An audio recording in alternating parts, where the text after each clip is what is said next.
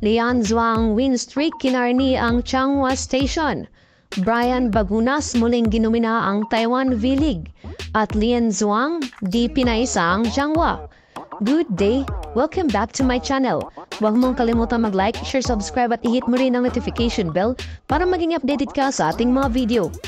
Dinumina ng Lian Zhuang win streak ang laban nito kontra Changhua 3 wires sa loob lamang ng 3 sets sa score na 25-20, 25-18 at 25-8. Pinangunahan niya kaagad ng middles ng Lian Zhuang ang unang frame ng sets kung saan ay mataas na kalamangan kaagad ang naibigay nito sa kalaban. Sundan pa ng mga magagandang back row attacks ni Bagunas na mas nagpahirap sa Changhua Station. Naparami man ang error ni Brian sa unang sets ay binawi naman ito hanggang sa pagtatapos ng unang set. Halos di na nga mahabol-habol ng kupunan ng Changhua ang kupunan ni Brian dahil na rin sa mabibigat nitong services kaya't hirap na hirap makagawa ng play ang Changhua Station. Halos bantay sarado nga ng Lian Zhuang ang mga atake nito kaya't hindi ito nakakuha ng momentum. Dahil nga dito ay nakuha muli ng team ni Bagunas ang ikalawang set. Pagdating nga sa ikatlong set, dito nga ay bumulusok na ang services ng Lian Zhuang. Halos napapamigay na lang ng free ball ang kupunan ng Changhua dahil hirap ito sa mga receive. Dahil nga rito, kinuha ito ng opportunity ng Lian Zhuang upang mapako sa 8 ang puntos ng kalaban.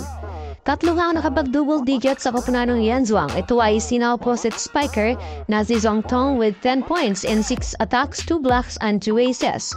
Si Shu with 13 points in 10 attacks, 2 blocks and 1 ace. Pinangunahan nga ni Brian Bagunas ang scoring department ng kupunan na nakapagtala ito ng 20 points in 16 attacks, 2 blocks and 2 aces. Muling pinatunayan ni Brian ang pagiging magaling nito at husay sa volleyball dahil muli nitong binuwat ang kanyang kupunan.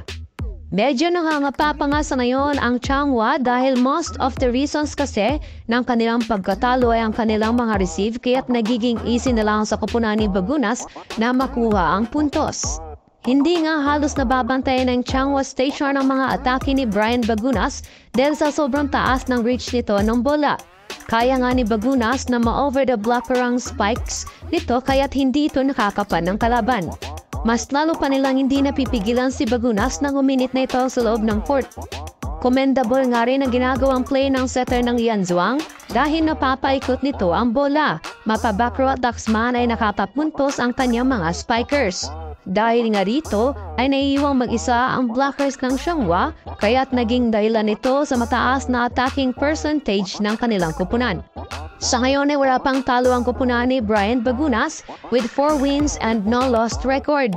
Maglalaban muli ang kupunan ni Bagunas bukas kontra Taipei Conti. Hanggang dito na lang muna mga ka-Valley. Huwag mong kalimutan mag-like, share, subscribe at mag-leave ng comment. 8 mo rin ang notification bell para maging updated ka sa ating mga video.